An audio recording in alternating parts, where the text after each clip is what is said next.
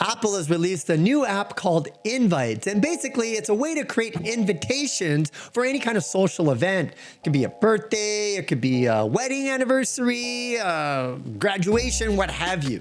So in this video, I'm going to show you how to create an invitation using this new Invites app. And to do it, I'm going to create an actual invitation because I do happen to have an event that I'm going to be hosting. Got to give you a little bit of backstory. So I kind of moonlight on doing a little bit of commercial acting on the side. And recently I was part of this big ad campaign for the restaurant Denny's.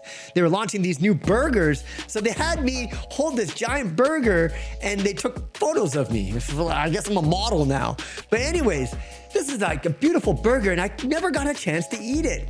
And then recently I got an email from somebody in Calgary who's like, I swear to God, I saw you in a Denny's ad. So apparently my picture is in Denny's restaurants. So I'm gonna create an Apple invitation for all my friends so that we could have lunch and actually, hopefully I can eat this burger that I was holding in that ad. Let me show you how to create it. I'm gonna go ahead and open up the Invites app. And right away it says create an event. So I'm gonna go ahead and click that. It's super easy, folks. This is not rocket science.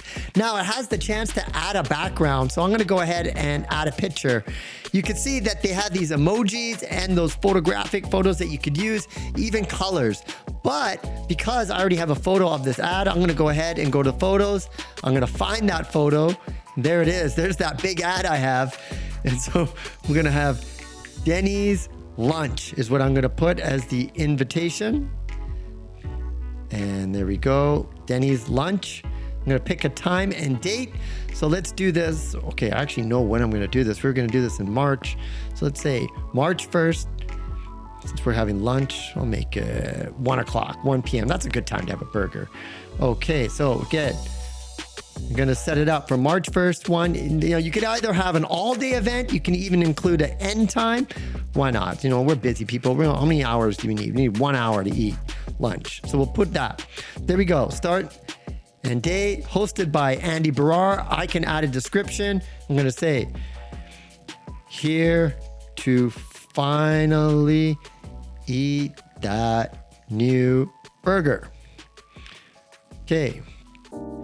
Next up, we have to choose a location. So I'm going to tap location and I'm going to do a search for Denny's. And the one that I'm looking for is in Langley. There it is, 2002 Street. So I'm going to click that and it's got the event and I'm going to give it a location name, Denny's Langley. And this is just to ensure that all the guests know exactly which location we are going at. And there it shows it on the map. Now, here's where it gets really cool. You see where it says shared album? You can create an album so that when you are, you know, having this event, it already makes the album name, Denny's Lunch.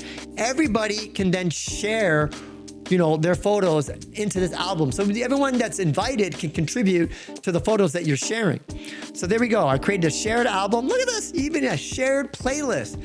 It ain't no party unless you got some music. So you can also add a playlist and you could of course use an Apple Music. I love the way that this invitation looks. I'm gonna go ahead and go to the preview and there we go. You can see Denny's lunch, going, not going. If you ever create an invite in Facebook, this is gonna be very, very similar. But what I love about it is that it's just so easy to make. And then photos added by guests will appear here. This is the great thing about it is that even after the event, you're gonna be able to capture all that content rather than, you know, message everybody, send me your photos, and you probably have a WhatsApp group and everyone's just dumping photos.